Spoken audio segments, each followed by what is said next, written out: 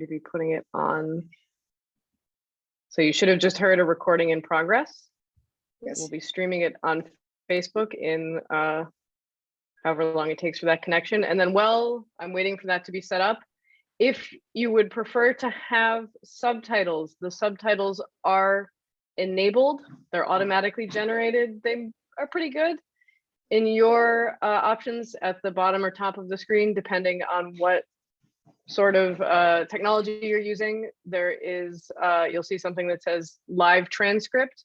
That is how you see the subtitles. Otherwise, give me 1 second to get through this little Facebooky thing, which always takes slightly longer than I think it will. But anyway, welcome to Texans Abroad. My name is Eileen Dinnan. You won't hear from me again. I'm just doing the tech for this, and I'm setting up our live stream right now. I know I don't sound very Texan, but I did my master's degree at the wonderful University of Texas in Austin, and so I am therefore a Texas voter. That was the last city I lived in. And yeah, give me 1 second. That should have worked, but I have to check, as always. I think we're live, so I think we are. Are we live? We are live, Thank everyone. You, Candace. All right, we're live, and yeah, take it away.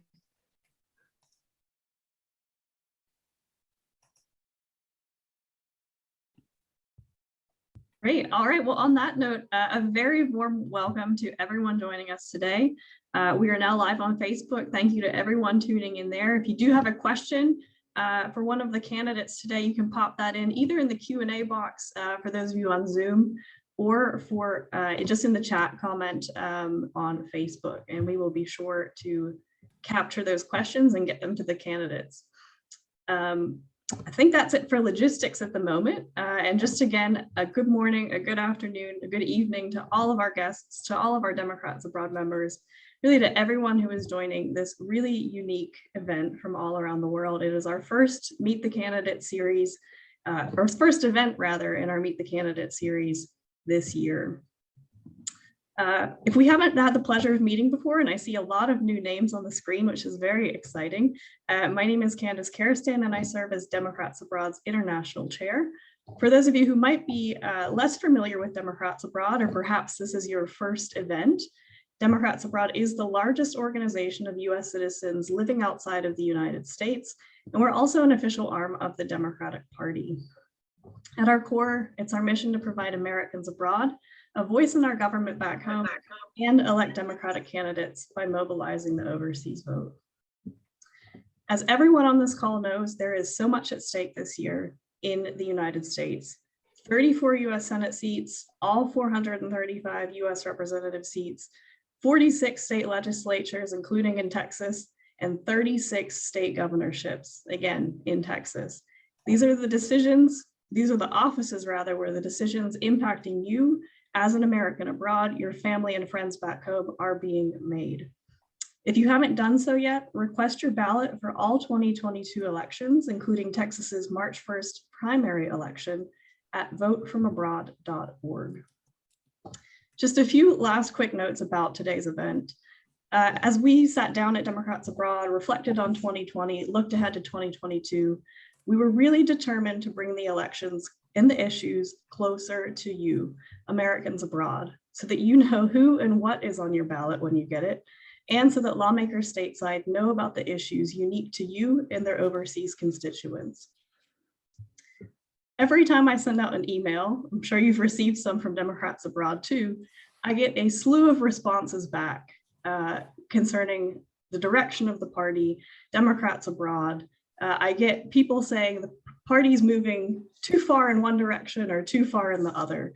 And I think that's the unique element about primary elections too, as we look ahead, is this is really your chance to determine who you want to face off against the Republican in November. This is your chance to determine the future of the Democratic Party. So again, please request your ballot at votefromabroad.org and really enjoy what the candidates have to say today. In this vein, I just want to thank the Texas State team, Texans Abroad, for organizing today's event, and especially to all of the candidates who made time out of their busy campaign schedules to speak with Democrats abroad. Lastly, I just want to note that Democrats Abroad as a state party has not endorsed any candidate and is committed to remaining neutral for the duration of the Texas primary. All candidates for the above races were invited to speak at our events. On that note, I'll toss it over to Jennifer von Esdorf, who leads Texans Abroad. Jennifer? Thanks so much, Candace. Welcome to our Texans Abroad Meet the Primary Candidates panel, the first of its kind for our Texans Abroad group. We welcome candidates from the offices of Land Commissioner, the 35th Congressional District, and Attorney General. I'm Jennifer von Esdorf, the Democrats Abroad Global State Teams Coordinator, and also representing Texans Abroad. I was born and raised in Abilene, Texas, and have lived in Germany for the last 20 years. It has been my great pleasure to be a part of the team helping to establish our state-focused outreach and our efforts to assist and encourage Texans living overseas to cast their vote up and down the ballot. In fact, we already increased the number of ballots returned to Texas by 50% from overseas, up to 60,000 in 2020 compared to 40,000 in 2016. Close to 90,000 overseas voters requested a Texas ballot in 2020, which shows us just how key the work is to ensure that Texans living outside the US can make their voices heard. We'd love for you to join us on February 12th for our next Texans Abroad planning meeting as well. Today, we'll hear from two candidates for the office of the Commissioner of the Texas General Land Office. The General Land Office manages Texas's publicly owned lands and helps fund public education through the royalties and proceeds from land sales, which are added to the Permanent School Fund. The GLO also helps Texans recovering from natural disasters, provides benefits to Texas veterans, manages the vast Texas coastline, and even operates the Alamo. Our first candidate is Jay Kleberg, born and raised on a working ranch in South Texas. Growing up, Jay developed a deep respect for the land and the meaning of hard work. He learned that our individual freedoms do not negate our responsibility to one another. Those values have helped define his career as Associate Director of the Texas Parks and Wildlife Foundation, documentary film producer, and a co-founder of the startup business Explore Ranches. Jay is running to put the focus of the GLO back to where it belongs, respecting the land, funding our children's future, and being a responsible steward protecting the public and economic health of Texas. We look forward to hearing about your campaign for the Office of Land Commissioner. Over to you, Jay. Thank you so much. I spent about 3.5 years in the southeastern Amazon basin trying to protect tropical forest. And what I realized in that time was the foundations for conservation and the ability to conserve something in perpetuity really existed back in the United States and specifically in Texas. And so in 2004, came back to Texas to do work both in land management and natural resource conservation. As Jennifer said, have been doing work for Texas Parks and Wildlife Foundation as Associate Director, did work for the National Park Service while I was in business school at UT, and have traveled all over the state doing film work with a film that will come out here in the next few months that will be narrated by Matthew McConaughey and is Our Planet or Planet Earth for Texas. And the reason that we decided to do that film is I grew up with a show called Mutual of Omaha, and it was sort of our natural history show. And I didn't know much growing up in South Texas about the rest of the world. And what I've realized over the last 40 years is there's so much vibrancy in the state of Texas alone, and so many people in Texas that don't have access to that. In part, that's why I went to work for Texas Parks and Wildlife Foundation. In part, that's why I developed a company to provide access to private lands. Texas is 95% privately owned. And what I've seen in the 20 years of my professional career is everything that we love in the state of Texas is at risk due to climate change. And the leaders that we have at the top of our leadership in the state of Texas have ignored the warning signs. We're number one in CO2 emissions in the United States. We lead the nation in billion-dollar natural disasters. And in Texas alone, just in the next 10 years, we'll see a doubling of 100-degree days. not to mention that we're 45th in quality of our education. And this particular office has been used as a stepping stone. For the last 20 years, those who have held this office have utilized it as a place to gain favor from special interests and then look to a higher office, whether that be lieutenant governor, or in this case with the current office holder, George P. Bush, for attorney general. It's an open seat. And I can tell you that the work of the office has been my life's work. And I know that the General Land Office can lead the way in a low emission economy. We see Houston and San Antonio have pledged to be carbon neutral by 2050. But where is the state of Texas in that pledge?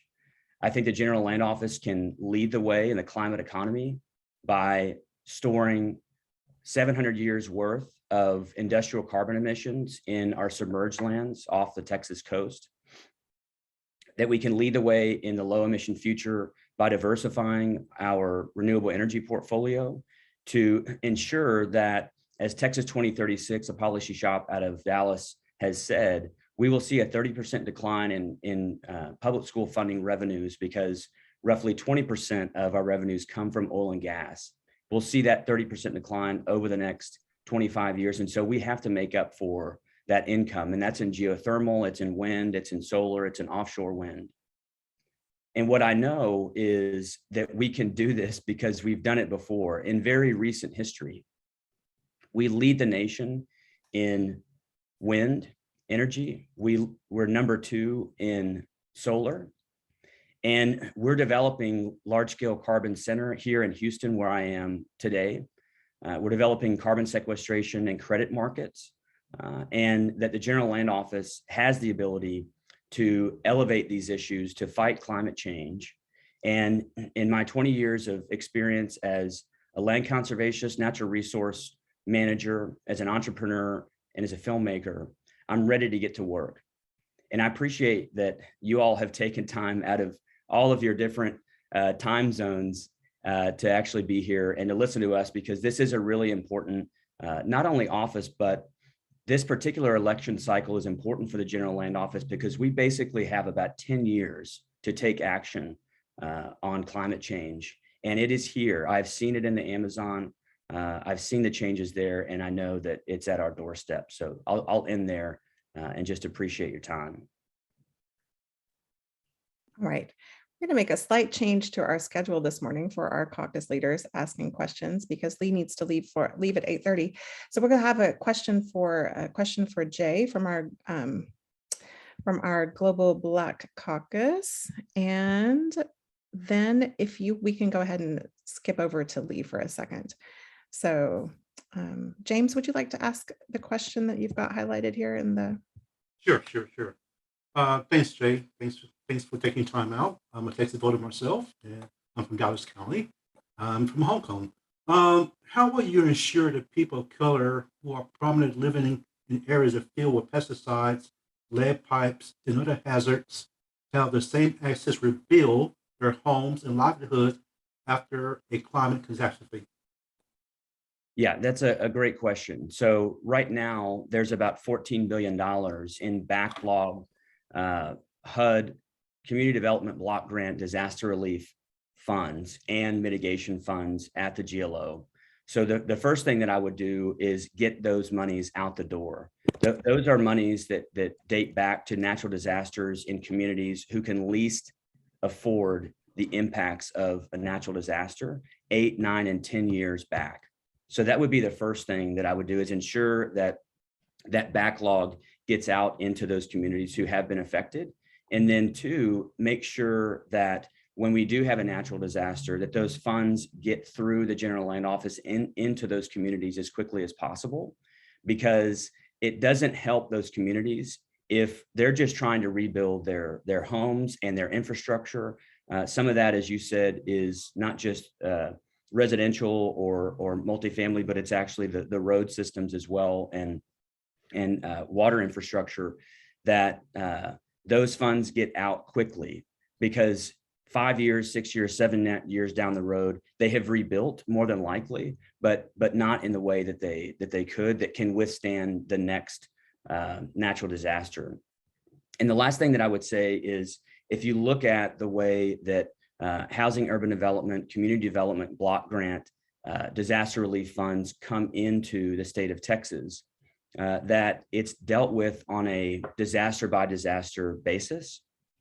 And the reality is that we have seen natural disasters almost every year in the state of Texas, and we see it all over the United States. And so what I would fight for at the federal level is a bill that would permanently authorize those funds and that program, the HUD CDBG DR, so that we're not dealing with it on a disaster by disaster basis, but that we are treating it almost like a fire department.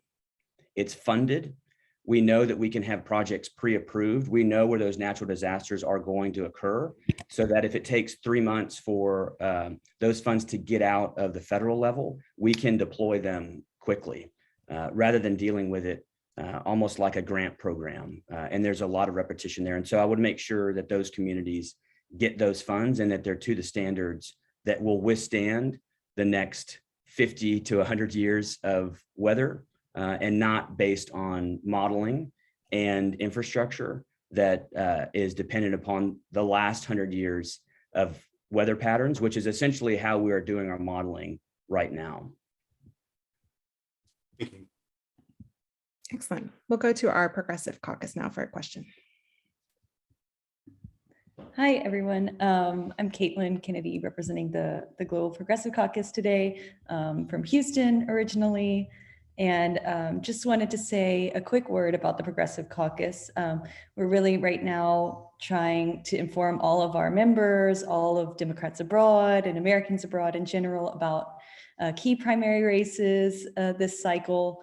And we really want to engage voters early and focus on these crucial challenges that we're all confronting right now, and make sure that we're prepared to vote for candidates who really want to address those challenges effectively. So to that end, our chair, Bruce Murray, is going to pop some resources in the chat for everyone on the call about our Pivotal Primaries project, which is we're focusing on my home state of Texas first. So it's really exciting that this forum has been organized today. Thank you, everyone. And now our question for you, Jay, you really touched on a lot of the things that we wanted to ask about, responding to these weather events and making sure the state is resilient against climate change. But maybe more specifically now, what can you do as land commissioner to accelerate the transition to renewable energy and improve our electric grid? Yeah, that's a great question. It's something that we've really focused on. So number one is taking a look at the fact that we've got 6 million acres of the 13 in renewable, in minerals only. So no surface. Those are all what are called Relinquishment Act lands. And so ensuring that not only do we have a revenue stream through those minerals for public education, but also that those operators are operating sustainably. And so looking at methane capture, preventing venting, and also the recycle and reuse of produced water. So that would be number one. And those are on new leases. You can't necessarily go back and grandfather the leases that have already been signed, but making sure that you have responsible operators on the land that are overtop those minerals. The second is we've got about 1 million acres in fee simple or just surface land. A lot of that is out in the Big Bend region. Doing a study to ensure that we know where we can put solar, where we can put wind, and also taking a look at geothermal in those areas and where those transmission lines are that make it feasible to adopt some of those technologies there. So helping with the transition. In our submerged lands, we have a huge store of the capability for offshore wind. And offshore wind, if placed appropriately, and I grew up on the coast and I'm a conservationist, and so I worry about the Central and the Mississippi Flyway and those migratory patterns. But if we can place those in areas where they aren't as sensitive where we can shut them down, for instance, with LiDAR technology. When you have flocks of birds migrating through, that offshore wind is actually, based on the modeling, can help to not only diversify the grid, but when the wind isn't blowing in West Texas, in most cases, it's blowing in the Gulf of Mexico. So ensuring that we're looking at diversification of our renewable technology and that energy. And then also going back to one quick thing and a comment in the chat as well, is that we have the technology right now to store CO2 safely 10,000 feet down in submerged lands in a saline layer. And those CO2 emissions are coming from industrial emissions. And as I said before, we lead the nation in CO2 emissions. The state of Texas does. And so we could take that point source and safely put it into our submerged lands. And in doing so, we can also generate revenue for the permanent school fund. And so, and there's some other things like blockchain technology and cryptocurrency mining that I'm still, the debate for me is how much energy is that pulling, and is the positive of being able to place some of that cryptocurrency mining in areas where you otherwise wouldn't have renewables, because they need clean and efficient and low cost energy, so that you're actually building out more renewable infrastructure than you might not have had otherwise. So there's a lot of amazing stuff out there, but you have got to have a Democrat in that office who is thinking about these things and willing to bring people to the table and isn't afraid of these technologies and saying the words climate change, because that is what has held us back in the last 20 years. Excellent. Jay, thank you so much for joining us. We know that you've got a hard cutoff at 25 past, and we really thank you for your time and for coming to speak to Democrats Abroad and sharing your thoughts on this office. And we wish you the best of luck in the rest of the race, and let us know if there's anything that you can do for us. And please spread the word that Democrats can vote from abroad and send them to us. We're happy to help them with that process. We'll do it. Thank you so much. I wish I could stay on for longer. We appreciate your time. Thank you. And we're going to hop over to Lee Merritt now. We'd like to extend a very warm welcome to Lee. He's a candidate for the Office of Attorney General. Lee is an American constitutional attorney who has been an advocate for communities and families involved in the most important cases of our time. He's a national leader on issues of justice, civil liberties, and governmental accountability, and a champion for families across America whose rights and liberties have been trampled. Lee, we look forward to hearing your vision for the Office of Attorney General. Good morning. Thank you so much. And thank you for showing some flexibility in the schedule. Like Jay, I have another hard cutout. And so I didn't want to spend too much time just rattling off things to you. I want to be able to answer some questions. I appreciate that introduction. That was more or less my background. I will say to our Democrats abroad, thank you so much for continuing to advocate for families, communities, and outcomes within the state. As a constitutional attorney involved in some of the cases like Ahmaud Arbery and George Floyd, Tatiana Jefferson, and other cases that have garnered international attention, I'm always surprised to see brothers and sisters in Switzerland and Germany and Toronto weighing in on these issues and seeing it covered in the media there. And I even had a chance to present 9 of my clients to an international commission through the United Nations to continue to put pressure on the state of Texas to adopt policies that are in line with, international best practices or even our own treaties. To have your voice in perspective involved in some of these cases and policies, such as creating mental health departments in the state of Texas during our what the Governor Greg Abbott described as a mental health crisis, really goes behind a lot of the policies and a lot of the changes that I would like to see come through the Attorney General's office, or to at least receiving 1 or 2 questions so I can engage you on those points. But with that, I will hold my tongue. Thank you all so much. Thank you so much, Lee. We're going to go over to our Global Women's Caucus, and Sally has a question for you. Yeah, hi, Lee. I, along with Carol, represent the Global Women's Caucus today. And I need to share with you how shocked we are at the Texas law SB 8, which outlaws abortion and gives vigilantes the right to take the law into their own hands. So I'd like to ask you, is this issue important to you? And could you share with your women voters why we would trust a man to make decisions over our bodies? Thank you. This issue is critically important, and it's important for the very reason inferred in the latter part of that question. Women in Texas are full and equal citizens entitled to all the rights that any other citizens enjoys. I'm sorry, they ought to be, but SB 8 begins to trample on those, saying that women should not have full control, authority, and autonomy over their reproductive rights. That is an issue that has come down through the Texas legislator in the form of SB 8, and it was the responsibility of the Attorney General early on to offer an opinion that the law, as it's described in SB 8, allowing bounty hunts on women and deferring the responsibility of enforcing that unconstitutional law, the law that flies in the face of the well-established tenets of Roe v. Wade. If we gave the authority to the Attorney General's office to sue people who are helping women in Texas receive health care, then it would be automatically struck down.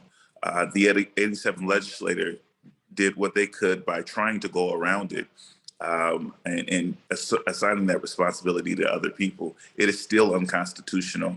We look foolish before the United States Supreme Court making the argument that because the Attorney General's office is not enforcing the law, that it is somehow no longer unconstitutional. From day one, I will withdraw our arguments in those cases and work with the Department of Justice to continue in the U.S. Attorney's Office to continue to protect the rights of Texas women. But we know that in June of next year, June of this year, this summer, that the issue of the protections offered by Roe v. Wade will go before the United States Supreme Court, and we must do more than simply back out of the protection of a heartbeat bill that we always knew would fail because it abjectly or directly goes against the tenets of the law.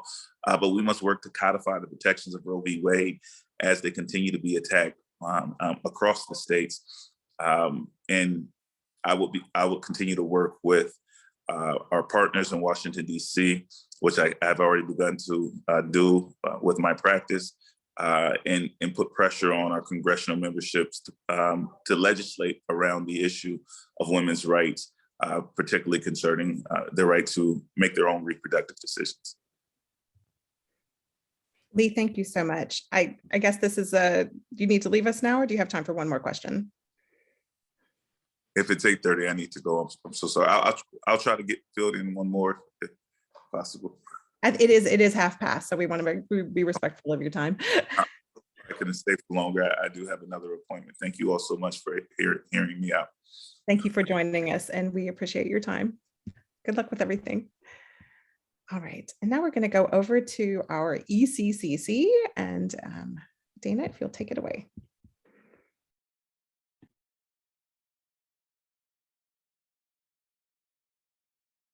Okay, I was muted. Sorry about that.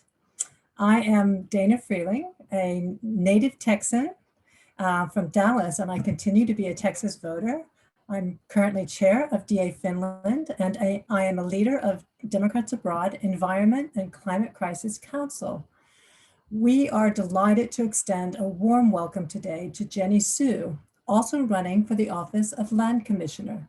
Jenny is a community organizer, parent, attorney, small business owner, and proud Democrat. She is the founder and leader of Immunize Texas, a grassroots network dedicated to supporting pro-vaccine legislation. Jenny also worked in the past as a patent litigator and a science teacher, in addition to owning a small retail business. Her history of advocating at the state capitol, a strong foundation in science, and practical life experience make her the right candidate for Texas. Jenny also serves on the board of a nonprofit that provides assistance to domestic violence and sexual trafficking survivors. She is known for working hard, being smart, and getting the job done. After years of grassroots organizing and advocating at the Capitol, Jenny is now ready to take her determination and drive to the General Land Office and engage in policy making based on science, facts, and common sense. Jenny lives in Austin with her husband, 2 children, aged 5 and 9, and 2 cats. She works in finance in addition to leading Immunize Texas. Jenny serves on the board of the Asian Family Support Services of Austin and on the Leadership Council for the Austin Asian American Bar Association. We look forward to hearing about your vision, Jenny, for the Office of Land Commissioner. Thank you. Okay, so I just want to repeat, I'm monitoring another Zoom right now where I might have to hop off for 20 seconds. So I'll start, and if I get interrupted, I apologize. So you've heard my background. I just want to add a little bit to that, give you an idea of how I grew up. I think that's a really important part of my story. So I am not somebody that has been part of a wealthy family. I don't have lots of connections. I'm just somebody that is the child of working class Korean immigrants. I actually grew up in a very small rural town. I know what it's like to grow up without health care. I was treated like an other by my community. And I also watched my parents lose their plant nursery business when droughts hit our small town. And it's because of that I know that climate change is real. I've had that experience in my life, and I see how it affects everyday people. So my run for office, for this office particularly, is really based on my passion for science, wanting to serve my community, make sure I take care of Texans, and also help Texas get in front of climate change, because this is the big problem that is on everyone's mind. And it's going to take a team of Democrats to get Texas in place, put action into, put words into action, get policies into place, because if we don't do anything, we're really nearing the precipice of disaster. So I just want to urge you all to get to know me. I'm a fighter, community organizer, and activist. I have experience not only with teaching science to people who don't necessarily have a background in it, but also on working on large projects that require working with people from all different viewpoints, different backgrounds, and I see we need somebody that can bring the science together with the business interests. That's going to be key for our next land commissioner. And I have that skill set, relying on my experience in law, in science, in working together with folks for Immunize Texas. So that's what I bring to the table. And I do know we're short on time, so I'd love to open it up to any questions. Thank you so much, Jenny. We've got a question from our Global Black Caucus, the same question that we just asked Jay. James, would you like to go ahead? Sorry, I was on mute. Sorry. Thank you. Thank you, Jenny, for taking time out. How will you ensure that people of color have the same equal opportunity during a national disaster to have access to funding to rebuild their livelihoods in their living conditions? So I will say right now, our current land commissioner, who is George P. Bush, it's an open seat though, he's running for Attorney General now. What I've seen from talking to people on the ground, people who have interacted with the General Land Office, is a general disrespect for regular everyday people. The office has been run in a very political way, where things like, the Hurricane Harvey disaster relief funds, people in Houston have been penalized by the matrix that was set up.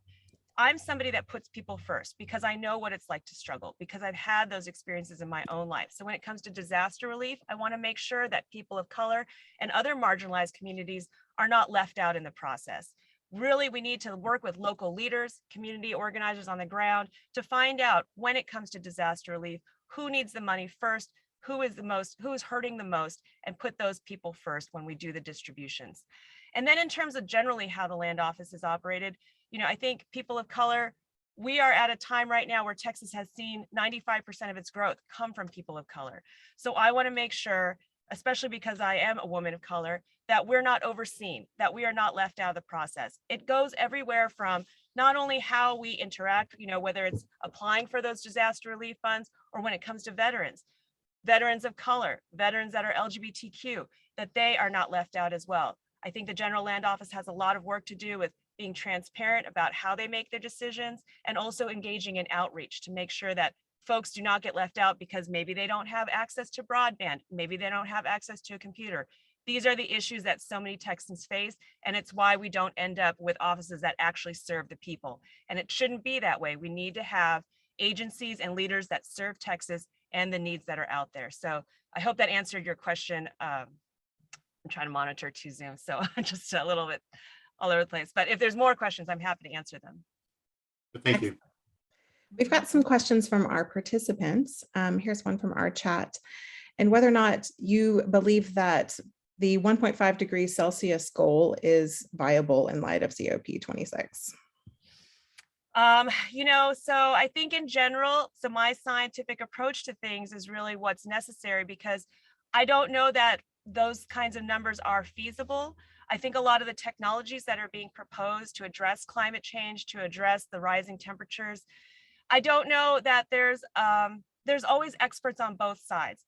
And we need someone that can listen to all the evidence, that isn't going to invest a lot of money into something that does not work, that is not feasible. There are a lot of questions on the table. You know, will these technologies that show a lot of promise, can they be scaled up to the needs that that Texas has? And will it be something that can be part of a global effort? And this is why I'm a big advocate for making sure that not only as the General Land Commissioner, I would take care of things that are under my direct authority, but also as an advocate. I would be a good Democrat going to the Texas State Legislature, going to DC, arguing in favor of getting a team together, because for climate change, you know, things don't end at our borders.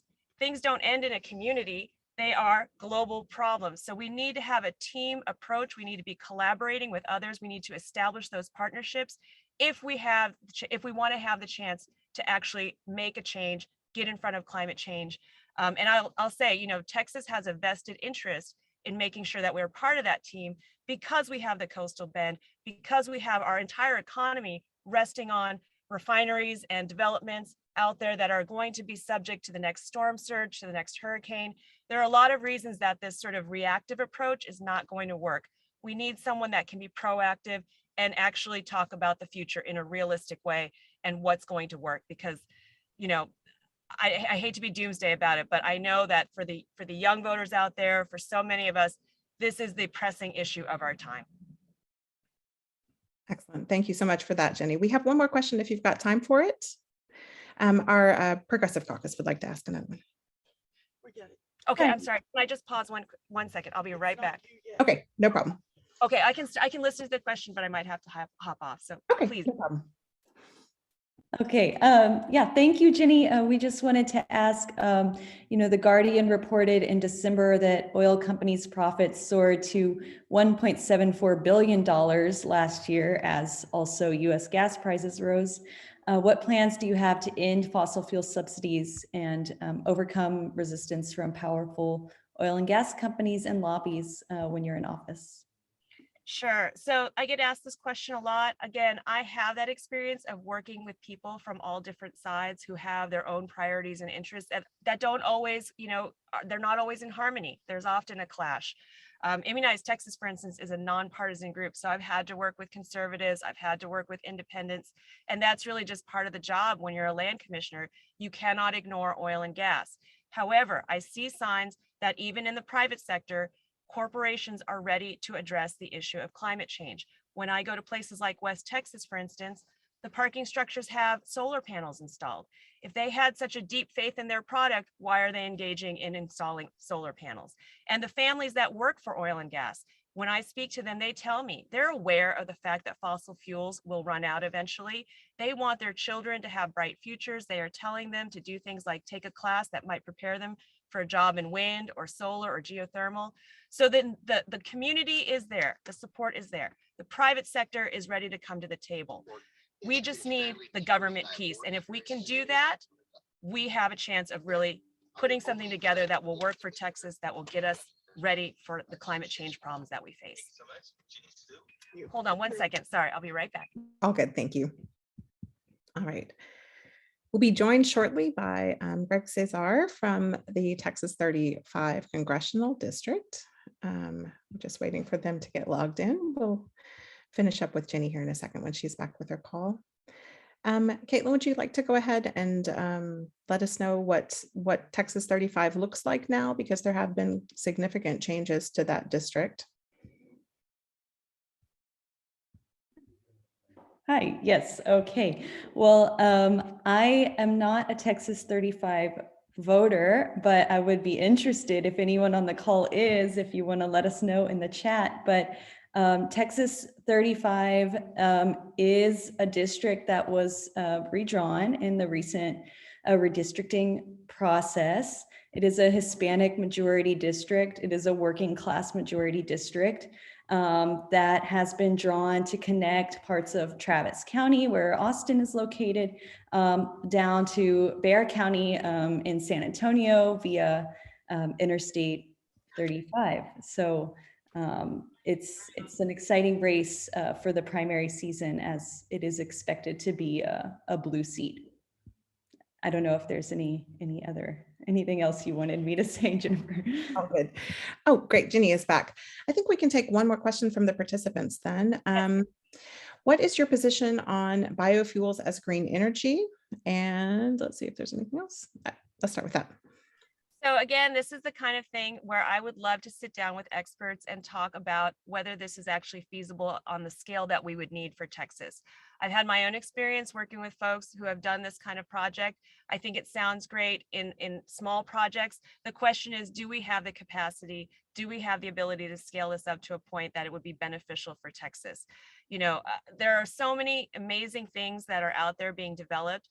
And I think it would be prudent to really sit down and evaluate all those options with a scientific mind, but also bringing in business interests so that they can have their perspective expressed, as well as talking with the people on the ground who would be affected by those developments. You know, for instance, we see in places like West Texas, they are the victims to industry ruining their aquifers. We have things like fracking going on in West and South Texas that really haven't been taking into account the people who live there and how it will affect their water supply. Now, in terms of what I see for the future of Texas, you know, I believe in people. That's something that's really core to my belief system. I look at, for instance, the developments we've made in terms of electric cars, and it gives me a lot of hope. I believe that people have that ability to innovate, to meet the demands that are facing us, to come up with those solutions if we just put in the investment. And that's, again, where we need a good Democrat to be the next Texas Land Commissioner that can really use the vision and backbone that they have to put those actions into place, take policies and make them into reality. And so that's what I bring to the table.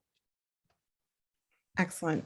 Jenny, thank you so much for joining us today. We really appreciate answering all of our questions and that you gave us your time, and we wish you the best of luck. And thank you so much for speaking to Democrats Abroad. And please do let anyone you know who lives overseas know that we're out here and that we're trying our best to find out what's going on back home and stay up to date on the lay of the land. And we really appreciate everything. It was a pleasure. Thank you so much. Solidarity from Texas. Awesome. Bye, everybody. Bye, Jenny. All right, Caitlin, I'm going to turn back over to you again. We welcome Greg on the call, and Caitlin, I'll let you do an introduction. Sure. Yeah. Thank you, everyone. It's my pleasure to introduce our next guest, Greg Kasar. He's an Austin City Council member, first elected in 2014. He was the youngest city council member ever elected in Austin. And as we just mentioned, he's running in the Texas 35 Congressional Democratic primary. He's a Texas native, a graduate of UVA, and he has a really impressive record of achievement on the Austin City Council. Among many successes, he authored the paid sick days laws that passed in Austin, San Antonio, and Dallas. He worked to raise wages for Austin's lowest paid employees from $7.25 an hour to $15 an hour with healthcare benefits. And he also kept immigrant families from being separated by leading the statewide campaign against Texas's Show Me Your Papers law, and much, much more. So Greg, thank you so much for joining us today. And I'd like to turn things over to you now. Thank you so much for having me. Thank you for the kind introduction. I'm Greg Cassada, and I'm running here for Texas's 35th district because I've been really inspired by people's resilience and how people haven't given up here in these last couple of years that have been so hard for so many people. As was mentioned, you know, I worked diligently, and I have worked diligently on the city council for 7 years to do things like pass laws guaranteeing folks paid sick days. But what wasn't mentioned is that our all Republican Supreme Court in a really biased decision right in the middle of a global pandemic when people needed sick time the most, blocked that law, really with no real precedent. Those laws and those lawsuits have failed.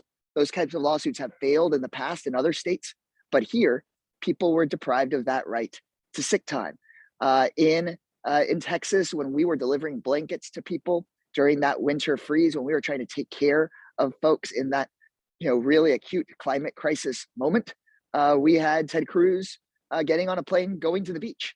We had our governor, blaming windmills and renewable energy when really it was his failure to listen to baseline federal regulations and recommendations that were one of the prime culprits for lots and lots of our constituents freezing cold and some folks even dying. And so it became really clear to me that working Texans deserve leadership that has a proven track record of delivering on progressive change and that's going to stand up and override some of these worst decisions that we see coming down at the state level. I'm really committed to engaging folks all throughout the district, including Democrats Abroad, my own sister. I want to be connected to the group to make sure that she can send in her ballot into Texas and into Austin from abroad. And I come from an immigrant family and believe in the connection between all of us as people. My great-grandmother was born in Mexico, but when her husband was killed there in the war in the teens and the 20s, she walked over pregnant with my grandmother into El Paso, Texas. And then after she grew up there for a little while, they went back to Mexico. That's where my grandmother grew up. My parents then moved from Mexico after growing up there here to Texas. And that kind of story of our diversity and our connection is really what I believe is the core of being American and Texan, is that we look out for one another, we take care of one another, and that we should be welcoming to people. And that's exactly what it is that we need to see reflected in Congress. It's that kind of story of people that are willing to go the extra mile, as we've seen our healthcare professionals do, as we've seen people do in the winter storm, as we've seen people do as teachers in our classrooms do. That's exactly the kind of energy and spirit that we know is going to win us things like Medicare for all, or $15 an hour minimum wage, or compassionate and comprehensive immigration reform, a cancellation of student debt, protecting our federal employees and Social Security benefits and retirements. That energy we know exists here in Texas. And I've been asked why I would want to go from being in the progressive majority on a city council, passing significant policy, to being in the progressive minority in Congress. And I think that's the wrong question to ask, because I believe that a vast majority of Texans believe in reproductive justice and believe that we should have Roe v. Wade be the law of the land rather than this abortion ban that we have right now affecting so many people in Texas. The vast majority of working Texans believe in LGBTQ equality and that Black Lives Matter, and that we shouldn't be, catering so much to corporations and instead should be supporting working people. And so my work alongside you all's, if I'm able to win this seat, is to be able to bring that voice of the majority of people to DC and make sure that the majority voice is heard rather than continued minority dominance by things like voter suppression. And so I just really appreciate the chance to be here. I would really love each and every one of your support. I'm proud to recently have received the endorsement of Senator Elizabeth Warren, the Congressional Progressive Caucus in the Congress, along with the Texas AFL-CIO and all of our major sort of progressive organizations like the Sunrise Movement, but would love to earn each of your, every single one of your support, whether you're in the district or not. So thanks so much for having me. Thank you so much, Greg. I don't know if you've got a few minutes for questions. I do. All right, excellent. Then we'll go straight to the Progressive Caucus. They've got a question for you. All right, it's me again. Let's see. Yeah, so as you've mentioned, on the Austin City Council, you've successfully worked to pass many progressive policies that we've already mentioned. How do you plan to deliver on these kinds of changes for all Texans and all Americans at the federal level? And sorry, you said all of these different kinds of changes. How do you think we can deliver on the broader agenda? Minimum wage increases, affordable housing options, paid sick leave, these kinds of policies you've been discussing. Yeah, I think a really key way to deliver on that is to have new members come out and speak out against the way that business is done in DC, to get rid of things like the filibuster, to make sure that we provide statehood to those places that have been denied statehood, try to provide voting rights to every single working person in our country, because right now the system is rigged against the majority will becoming policy. On top of trying to reshape the system that I think really blocks a lot of progressive policy, we've also seen how new freshman members of Congress that are willing to speak out can make immediate change. And so something I'm inspired by is how last year we saw Cori Bush, freshman member of Congress from St. Louis, go and set up a sit-in and sleep out on the steps of the US Capitol when it looked like the eviction moratorium was about to lapse. And she went and did that and really led then a national movement of attention to that issue. And that created the opportunity for the president actually to change course and extend that eviction moratorium, keeping thousands of people in their homes. And so I'm committed to broader movement building across the country, building organizational strength, reshaping and reforming our institutions so that we can have progressive policy pass, and then to speak out and use the skills that we've built as activists and organizers here in Texas to be able to take care of people here at home. Excellent, thank you. How much time have you got left? Because we have several questions, but we want to. Yeah, I saw there's a bunch. I could do a lightning round if we want. Okay. I've probably got about six minutes or so till my next one that I got to hop into. Perfect. We've got a question from our Global Women's Caucus, and then we'll take some from the chat. Yep. Hi, Greg. It's good to hear how progressive you are on women's issues. We are really upset in the Women's Global Caucus about SB 8. So here's my question. If you truly believe in our right to reproductive freedom, what will you do to get rid of SB 8?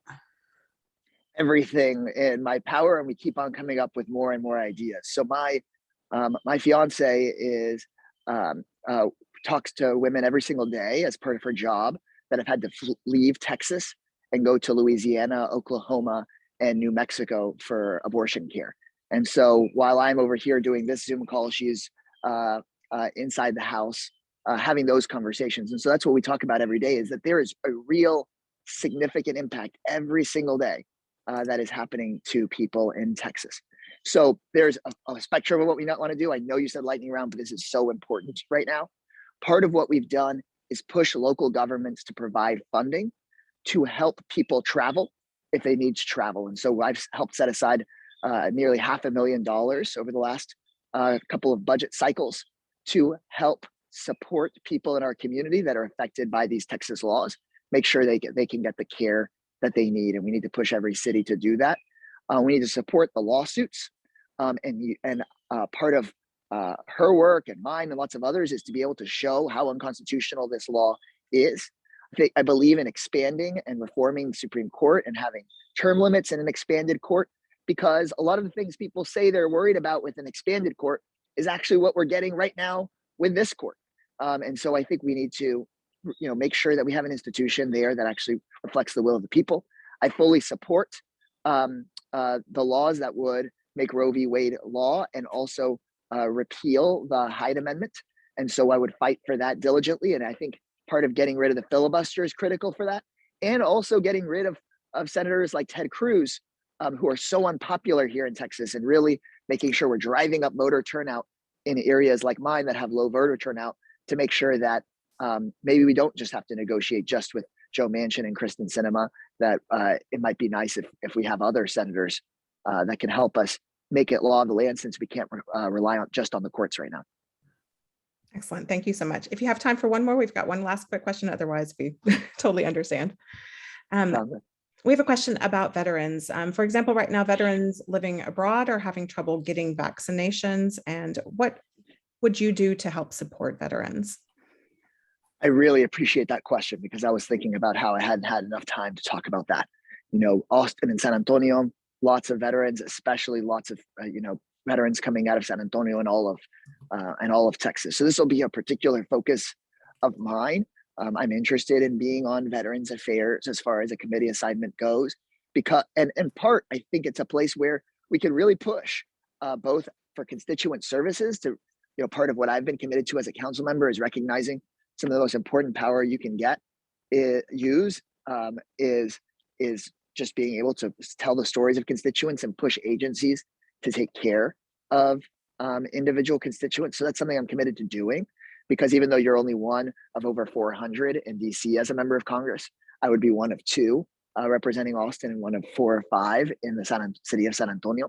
And so I'd be really committed to really taking care of my constituents abroad, especially veterans and people who are in active service.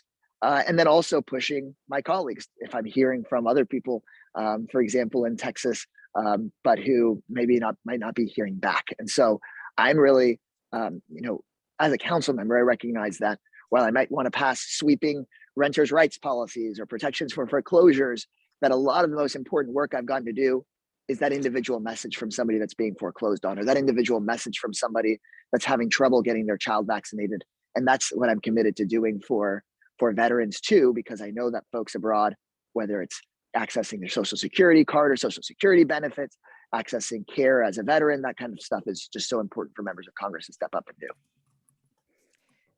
Greg, we thank you so much for joining us today and for all of your words about what your vision is for Texas 35.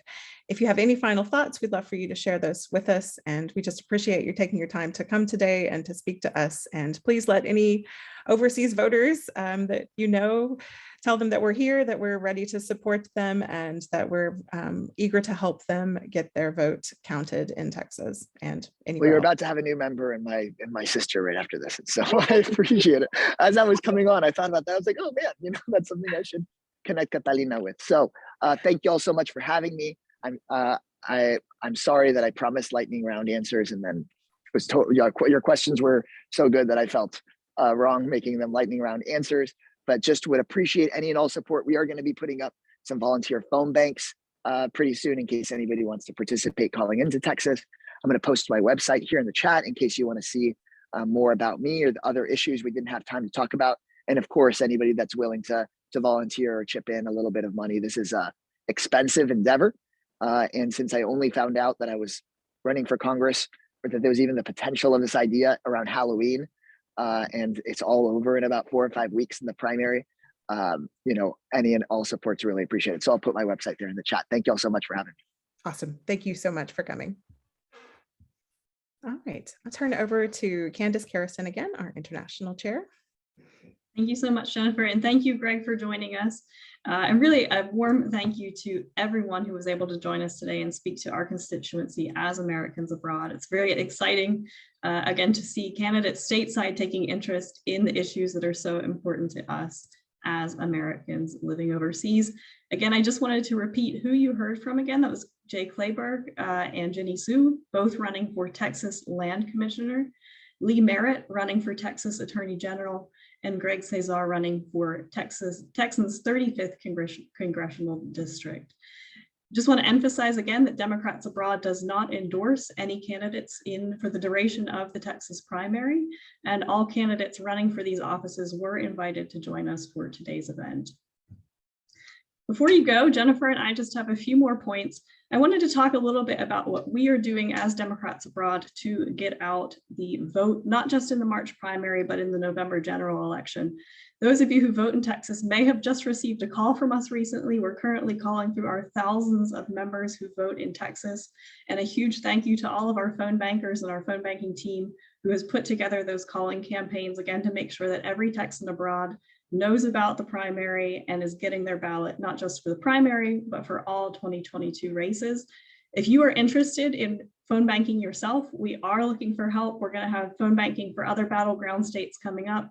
The next round, Georgia, Ohio, North Carolina, and Pennsylvania, starting in March. And if you would like to help us, we would love to have your help. One of our volunteers is going to put the link in the chat so that you can find out how to become a phone banker yourself. And last but not least, I did just want to ask very seriously if you would consider making a donation to help Democrats Abroad get out the vote with Texans and all voters living overseas. Many of you might not know this, but Democrats Abroad is an all-volunteer organization. Everyone who helped with today's event, all of those phone bankers making calls do it because they know that this matters, but these important projects do need funding. So if you are able to chip in and help our outreach, that would be so greatly appreciated. We are the only group reaching out to Americans overseas this methodically. And we know that that goes a long way when we look at those results in 2020 and the difference we made in close races. So again, if you're able to phone bank yourself, if you are able to make a donation to help our cause, we would be so grateful. And speaking of being grateful, again, just a huge thank you to Texans Abroad for organizing today's event and to all of the candidates who are able to join us. I'll toss it over to Jennifer, who will say a few words about voting from abroad, just if you have any other questions, and also invite you to the second event in the series where we'll hear from some other candidates later this week. Awesome. Thank you so much, Candace. We really appreciate everyone coming today, and I hope that you enjoyed this as much as I did. And please remember, we will be hearing from candidates for Lieutenant Governor, from more candidates for Attorney General and Texas 35 this coming Wednesday. And the link that you use today to log in is the same link. That meeting is slightly later. It's Wednesday evening at 2 p.m. Eastern, 8 p.m. Central European time. We look forward to seeing you again there. And also, remember that our Texas primary ballots have started going out. If you have requested yours already and you haven't gotten it, check your email, check your spam.